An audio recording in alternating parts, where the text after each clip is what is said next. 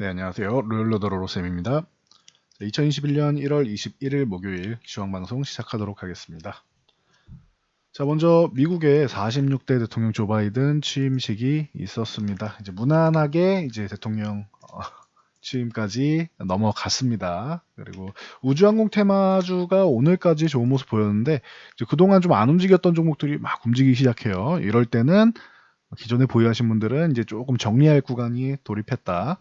그리고 소액 세터들 제가 기존에 몇몇 종목들 말씀드렸는데 한번 점검해보고 가도록 하겠습니다. 자, 먼저 다우지수는 이제 46대 대통령 조 바이든의 취임을 축하하면서 이제 사상 최고치를 달성을 했습니다. 그래서 다우지수 상승, 그리고 나스닥도 사상 최고치 상승. 그래서 뭐 편안하게 보시면 될 것 같습니다. 필라델피아 반도체 지수도 이제 전일 뭐 급등했었고 뭐 쉬었는데 이미 뭐 사상 최고치 계속 돌파하고 있었죠. 그래서 우리나라에도 뭐 긍정적인 영향을 미칠 수 있다. 그리고 이제 여러분들이 보실 수 있을 만한 거는 실적 시즌인데 미국의 투자은행들이 좀 좋은 소식을 보였습니다. 모건 스탠리 같은 경우가 4, 4분기 순이익 109억 모건 스탠리, 그리고 골드만삭스 같은 경우도 이제 445억 달러입니다. 그래서 억입니다. 억. 이렇게 해서 기존에 뭐 거의 뭐 사상 최대치다 뭐 수준이다라고 생각하시면 될 것 같아요. 그래서 어마어마한 수익을 올리고 있다라는 거. 그래서 여러분들이 참고하시면 될 것 같습니다. 자, 우리나라 증시로 넘어와서 살펴보면 우리도 뭐 오늘 나쁠 건 없었습니다. 그 종가 기준으로는 사상 최고치인데 사실 기존에 3,200포인트대까지 중반까지 갔었으니 아직 한 100포인트 모자라죠. 종가 기준으로는 이제 뭐 돌파는 했지만 추가 최고치는 달성했지만 여러분들이 뭐 이렇게 좀 감이 오진 않으실 거예요. 그래서 지금 같은 경우에 우리나라 지수는 이제 좀 쉬어가는 구간이다라고 말씀드렸는데 한 차례 더 올라가도 좋고 여기서 조금 더 쉬다가 올라가도 좋습니다. 아직까지는 조금 더 쉬어도 이상할 게 없다. 자, 수급 동향 살펴보면은 수급 동향도 뭐 양호합니다 지금. 그래서 코스피 외국인들이 주식을 뭐 일부 매수하고 있고 1, 2월은 매도 나오는 경우가 많은데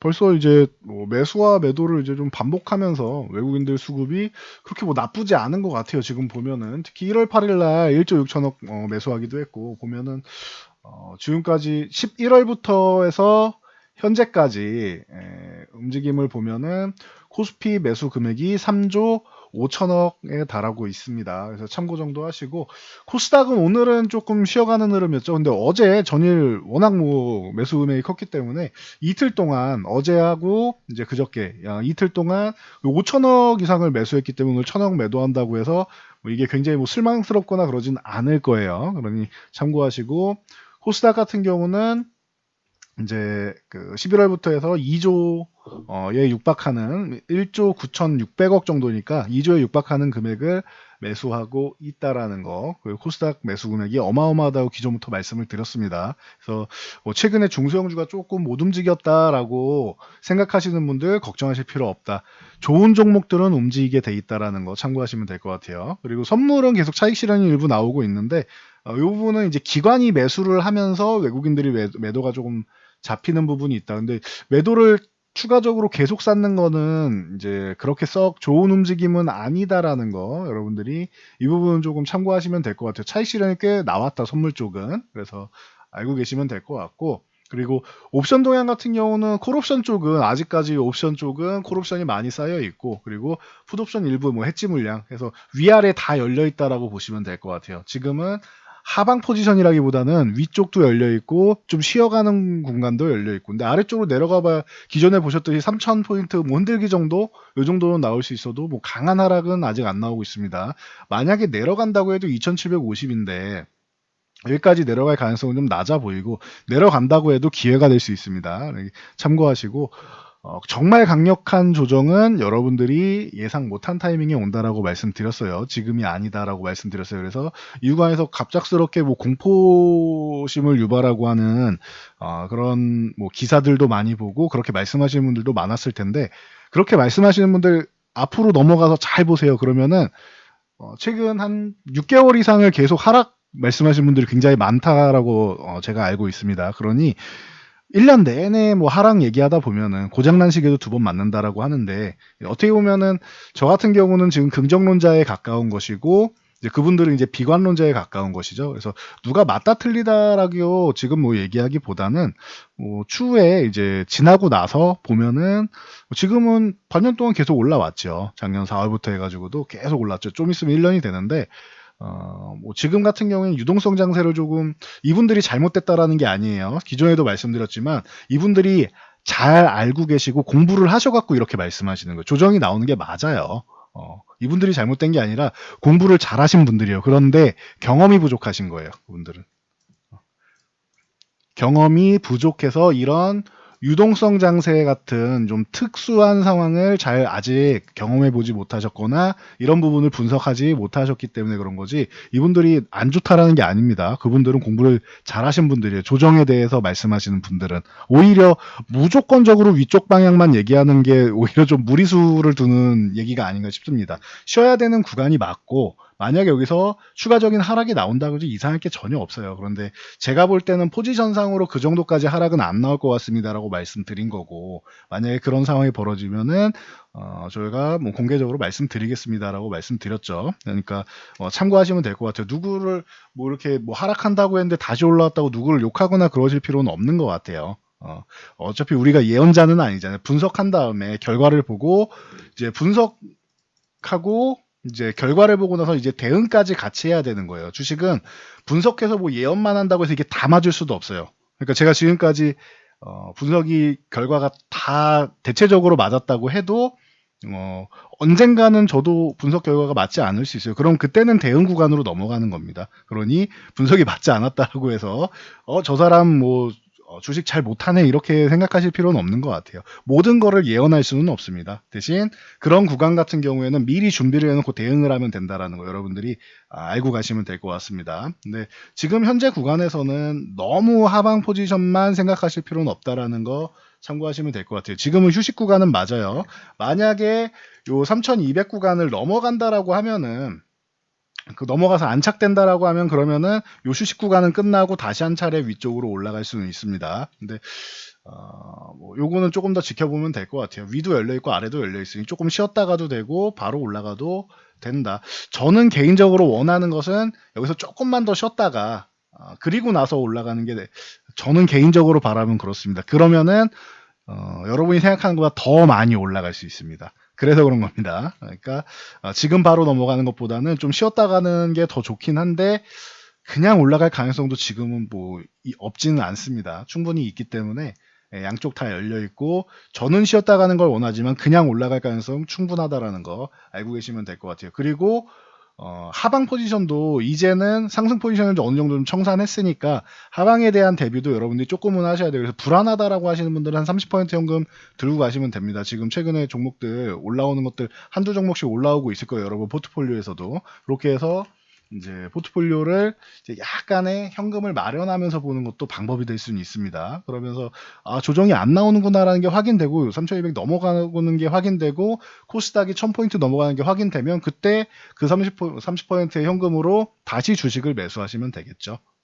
뭐 아주 큰 위험이 있다라고 하면 제가 50% 이상 70% 말씀을 드릴 텐데 그 정도는 아닌 것 같아요. 그래서 보시면 될 것 같습니다. 코스닥도 다시 1000포인트 앞쪽까지 올라오면서 좋은 모습을 보이고 있다. 시장 걱정은 안 하셔도 될 것 같아요. 지금 상황에서 참고하시고, 자, 삼성전자 같은 경우 오늘 뭐 좋은 소식이 있었으나 미국 오스틴 공장에서 이제 인텔 뭐 GPU에 대해서 파운드리 계약을 했는데, 이거는 뭐 미세 나노 공정 쪽은 아니에요. 14나노 쪽으로 지금 얘기가 나오고 있고, 아니 아직까지는 좀 신뢰도 측면에서 TSMC 쪽에다가 이제 그 미세공정 쪽은 TSMC 쪽으로 하고, 삼성전자는 이제 조금 아직까지는 미세공정까지는 아니고 좀 이제 본인들이 언제든지 대체할 수 있는 정도를 맡기지 않았나라고 생각합니다. 그래서 삼성전자가 신뢰를 계속 쌓아 나간다면은 플러스 알파 쪽으로 수주를 받을 수 있다. 근데 요거는 조금 아직까지는 좀 더 기다려 봐야 될 것 같아요.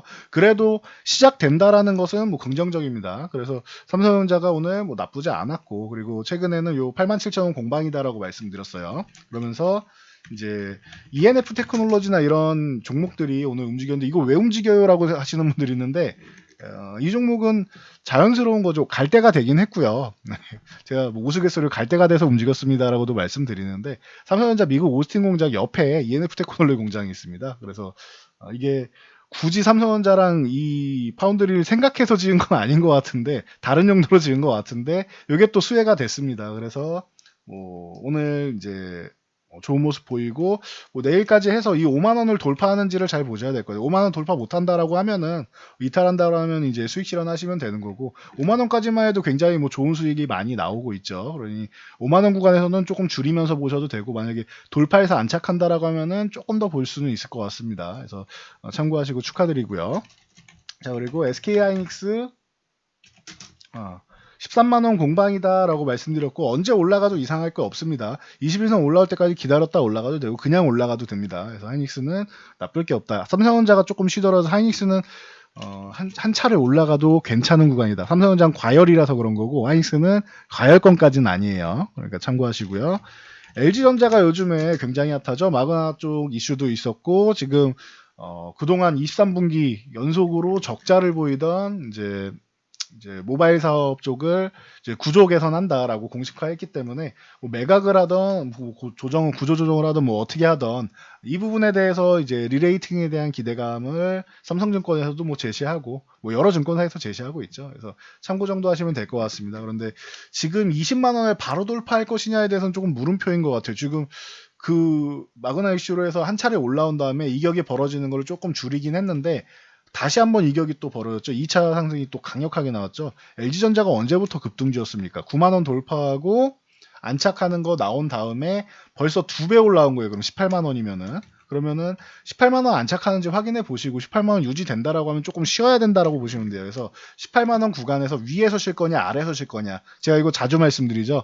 아래에서 쉬면은 조금 약한 거고, 위에서 쉬면 한 차례 충분한 휴식 구간, 요거보다 좀 더 쉴 수 있습니다. 휴식 구간이 나온 다음에 한 차례 더 올라갈 수 있다라는 거 참고하시면 될 것 같습니다.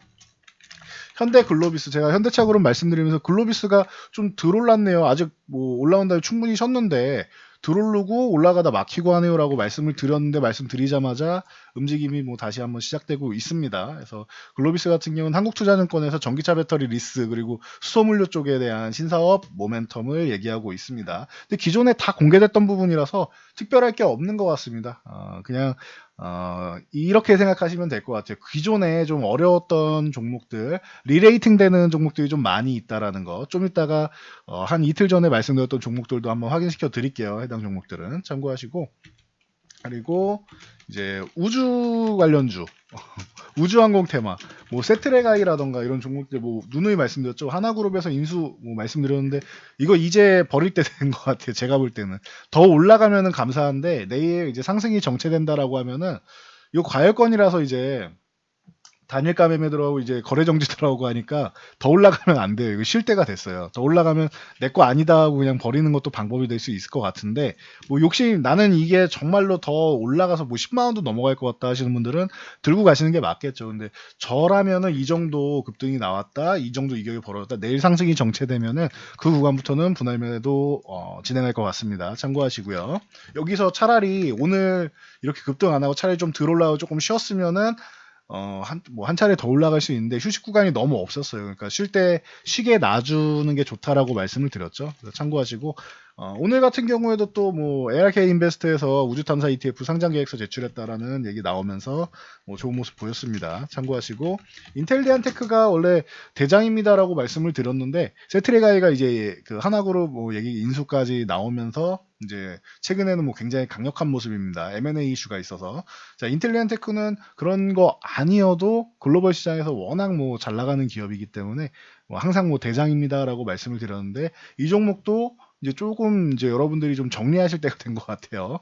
추후에 다시 매수를 하더라도 이제 이게 끝이라는 게 아니에요. 더 갈 수 있는데, 확률도 있고 충분한데, 최근에 워낙 급등을 했잖아요. 그러면은 이렇게 이격이 벌어졌을 때는 한 차례 이제 수익 실현해주고, 뭐 절반이라도 매도하면 되겠죠. 그렇게 일부라도 수익 실현하고 더 올라가면 남은 절반으로 보시고, 이제는 조금 정리하면서 좀 줄일 때가 되지 않았나 싶습니다.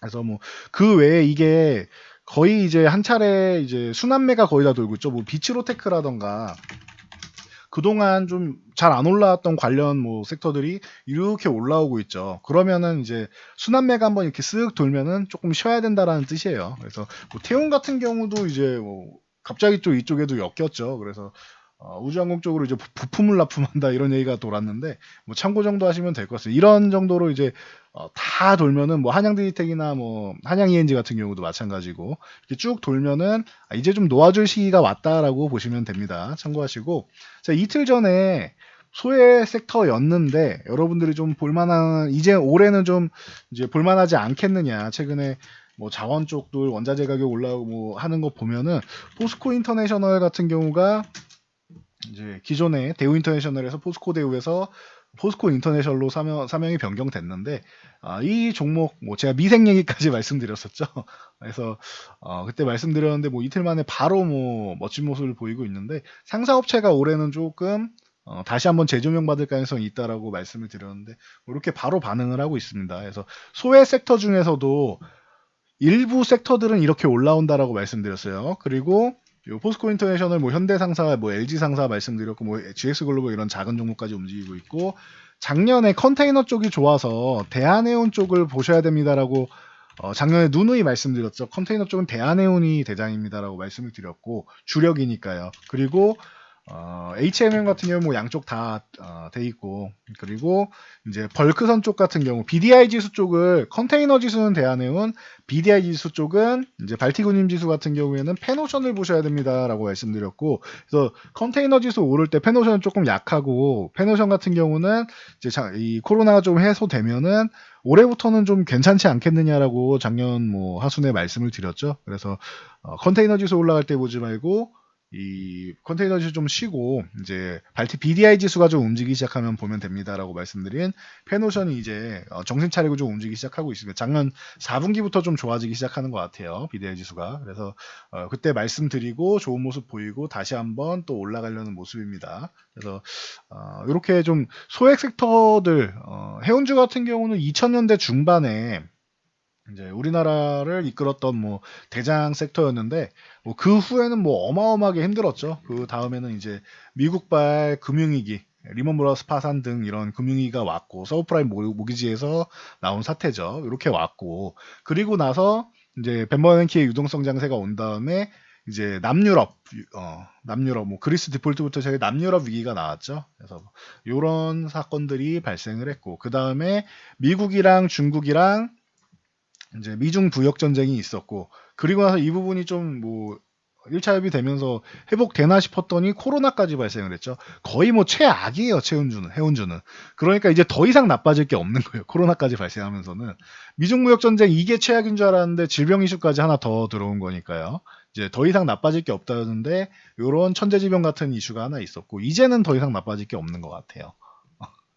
그래서 뭐 장담은 할 수 없지만 이제는 조금은 회복되는 구간이 남지 않았냐라고 말씀드렸는데 올해는 그렇게 뭐 보고 있습니다. 그리고 컨테이너 지수랑 뭐 이런 부분 말씀드리면서 이제 여러분들이 비행 그 항공 쪽으로는 이제 대한항공 같은 경우가 이제 화물 쪽으로 여객선 대신 화물선을 이끌기 때문에 이 그나마 좀 제일 낫지 않겠느냐라고 말씀을 드렸죠. 그래서 요거 말씀드리면서 이제 이 실적 시즌 다가오면 여러분들이 또 보셔야 되는 게 최근에 택배나 이런 물류 쪽 계속 본다라고 하셨죠. 뭐 이런 쪽으로 볼 때 제가 항상 강조해드리던 게 한익스프레스 요 종목이 꽤 괜찮다라고 누누이 말씀드렸어요. 지금 멋지게 뭐 조정 구간 들어가 있는데 이런 종목도 여러분들이 좀 관심 가져볼 만하지 않나 싶습니다. 보통은 CJ 대한통운을 많이 보시죠. 가장 뭐 여러분들 누구나 알고 있는 종목이니까. 그래서 CJ 대한통운도 나쁘지 않은 구간이에요. 그래서 이제 반등이 좀 시작되고 있는데 한익스프레스 같은 경우도 실적 시즌에는 볼 수 있다. 제가 웹툰 관련주니 뭐 이런 뭐 물류 관련주니 평소에 말씀 안 드리다 실적 시즌 다가오면은 항상 말씀을 드리죠. 그러니까 이렇게 계절적 특성인 종목들 아니면 실적 시즌에 개선되는 종목들 소외주 섹터 중에도 산업 동향이 이제 뭐 개선되는 섹터들 이런 쪽을 보시면 여러분들이 조금 포트폴리오 구성하는데 조금 도움이 되실 거라고 생각을 합니다. 참고하시고요. SK케미칼 같은 경우는 아스트라제네카나 노바백스 이슈가 될 때마다 부각이 되고 있죠. 그래서 뭐 대통령께서 뭐 계속 방문을 하고 있고 뭐 간담회도 하고 해서 올라오고 있는데 참고하시면 될 것 같아요. 정확하게는 SK케미칼에 자리해 있는 SK바이오사이언스인데 지금은 이제 SK케미칼 상장될 때까지는 SK케미칼의 밸류에 포함된다라고 생각하시면 됩니다. 참고하시고요. 그리고 화이자 백신 이제 국내에 도입되는 거 임박했다라고 하면서 전일 콜드 체인주가 좀 움직였었는데 대한과학이랑 일신바이오가 이렇게 움직이면서 자, 태경케미칼 같은 경우는 조금 쉬고 있었죠. 그래서 오늘 보니까 태경케미칼 같은 경우도 이렇게 살포시 움직이려고 노력을 하고 있습니다. 참고하시고 이제 녹십자랩셀 같은 경우도 기존에 뭐 다른 입주까지 겹쳐가지고 이렇게 올라오긴 했는데 올라온 다음에 조금 쉬어가고 있으니까 이런 종목들도 있다라는 거 참고하시면 될 것 같고요. YMT 같은 경우는 이제 미국 최대 전기 자동차 T사 뭐 테슬라겠죠. 여기에 이제 모듈 기판용 소재를 공급하는 쪽으로 선정되었다, 공급사로 선정되었다라고 얘가 나오면서 뭐 상한가에 진입을 했습니다. 참고하시고 그냥 그렇구나, T사의 모멘텀을 받는구나 생각하시면 되고, 제주반도체 같은 경우도 이제 화이자에서 코로나 백신 용기 컨트롤 센서 쪽에 D램을 공급한다라고 하죠. 그러면서 이 정도면은 뭐 초저온도 버티고 해야 되니 뭐 기술력을 좀 인정받는 거 아니냐라는 얘기가 나오고 있습니다. 근데 여기서 인정 안 받아도 기존부터 제조반도체는 기술력을 항상 인정받고 있었습니다. 굳이 다시 뭐 기술력에 대해서 논할 이유는 없는 것 같아요. 그냥 공급사로 선정됐다, 이슈가 나왔으니까 오른 거다라고 보시면 될 것 같습니다. 그리고 게임주 계속 말씀드리고 있는데, 게임주는 코로나가 끝나도 이게 종식이 돼도 계속 좋아질 수 있다. 웹툰 관련주도 마찬가지고 이런 쪽으로 해서 모든 언택트주가 다 이제 성장이 끝나는 건 아니다라고 말씀드렸어요. 오히려 더 성장하는